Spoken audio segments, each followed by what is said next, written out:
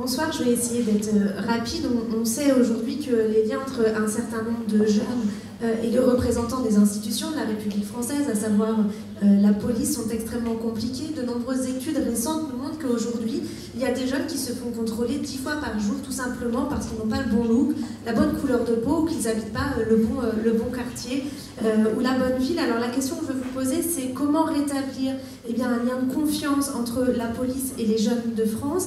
Et est-ce qu'il ne serait pas intéressant non seulement de passer par l'expérimentation de l'attestation de contrôle d'identité, comme c'est le Parti Socialiste s'y engage dans son projet, mais d'aller plus loin, comme c'est le cas en Bulgarie, en Espagne, dans de nombreux États des États-Unis, qui nous montrent que l'attestation de contrôle d'identité, c'est pas une défiance vis-à-vis de la police, comme un certain nombre de personnes peuvent le dire aujourd'hui en France, mais justement un nouveau contrat qui permet justement de rétablir la confiance entre les jeunes et la police, et d'avoir des contrôles qui sont beaucoup plus efficaces, moins nombreux, mais plus efficaces parce que plus ciblés et plus justifiés.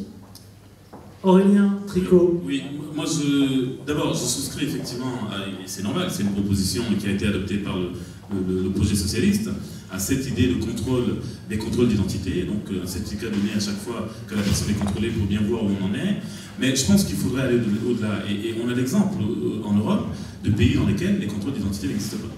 Et ces pays ne sont pas plus dangereux, ne sont pas plus problématiques que n'est la France. Le Royaume-Uni, c'est comme ça, il n'y a pas de contrôle d'identité et ça fonctionne très bien. Voilà. François Hollande. Non, là, je pense qu'il faut des contrôles d'identité. C'est une règle qui n'est pas attentatoire aux libertés publiques.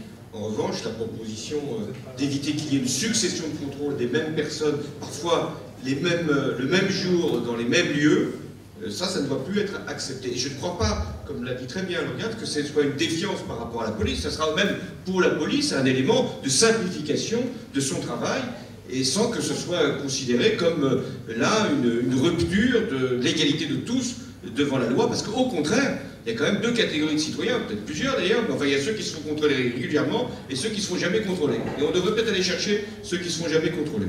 Eh bien, on remercie, s'il vous plaît. Donc, Henri Lastélouze, Nigel Landoun, Charles Morel, Lauriane Degnaud, merci à eux. Merci à vous.